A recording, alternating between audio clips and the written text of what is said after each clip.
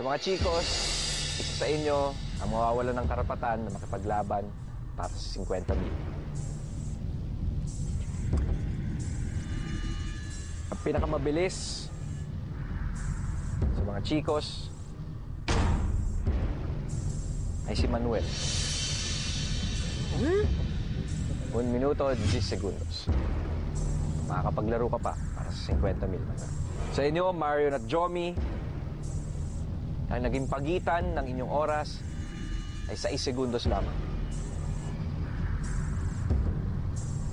Ang naging oras ay 1 minuto, 45. At para sa natalo ay 1 minuto, 51. Hindi ka kasama sa pangatlong hamon, Jo.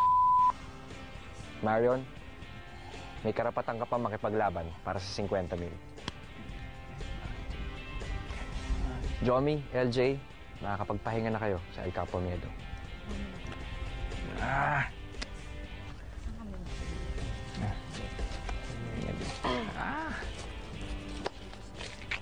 Jana, alam kong walang matatanggal Ang kate ng leeg ko. dito sa eliminasyon na to.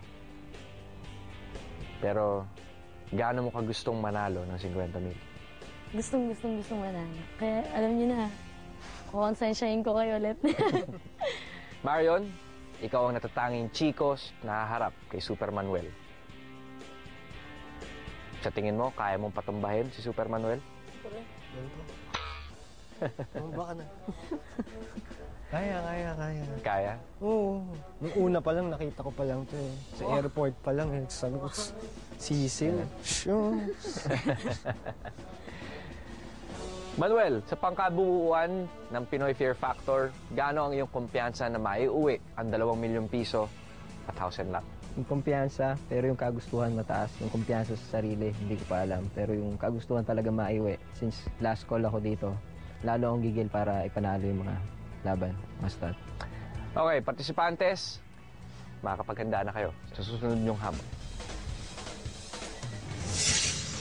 Tapos na ang pangalawang hamon ng ronda sin eliminasyon, ang Aranas and La Cabeza Iratas. At muli na naman tayong pinabilib ng mga Pinoy partisipantes dito sa Pinoy Fear Factor Argentina. Pinakita nila na kabilang talaga sila sa La Raza Valiente. Isa-isa nilang pinatutumba ang kanilang mga takot at napaka-komportable na nila dito sa Buenos Aires, Argentina. Ngayon, maglalaban-laban na si Manuel, Marion at Jana para sa 50,000. Sino kaya sa kanila ang titiklop sa ating susunod na hamon at sino naman ang makakapag-uwi ng salapi? Ang mga kasagutan dito lang sa Pinoy Fear Factor Argentina, South America. Sa hamon di sumusuko. Ang stunt nila. Ang tagal nila. Konti lang naman na sila. Dapat magpakunti ng pakunti. Pabilis-abilis, no? Hindi kaya katulad ng nakaraan? Ang gabi yung stunt. Huwag naman. Tagal naman nun. Eh, malay mo lang, di ba? Malay mo. Hindi natin alam.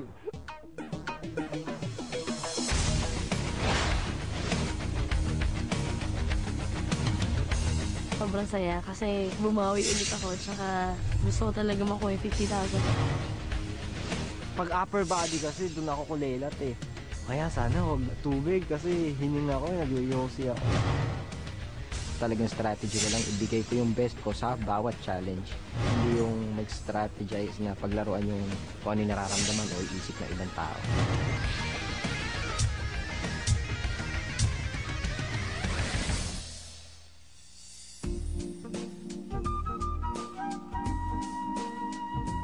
Buenos dias, partisipantes. Buenos dias. Ganda araw, no? Sarap mag-swimming.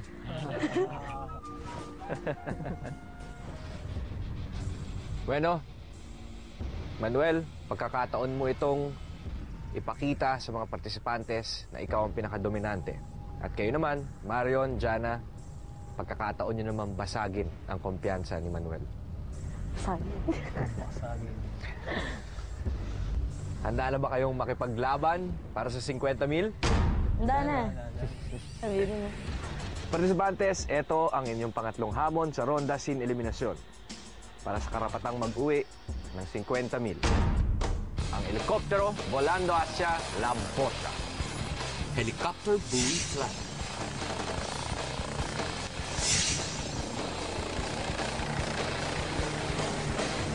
Oh my God. Dahil nakapaglaro sila Chomi at LJ sa pangalawang hamon, kaya't binigyan sila ng pagkakataong panoorin ang magaganap na laban. Sayang! Saya niya, man.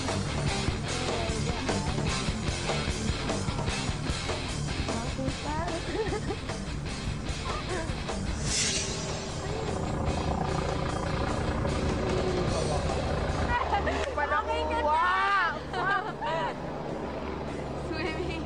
Swimming lang, oh. Pa naman yan. Wow, clean!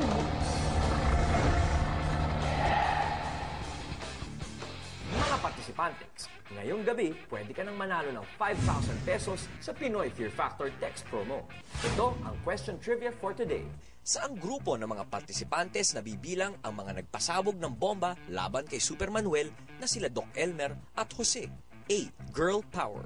B. Pump Squad. Text FEAR space letra ng sagot to 2366. 3, 2, 1.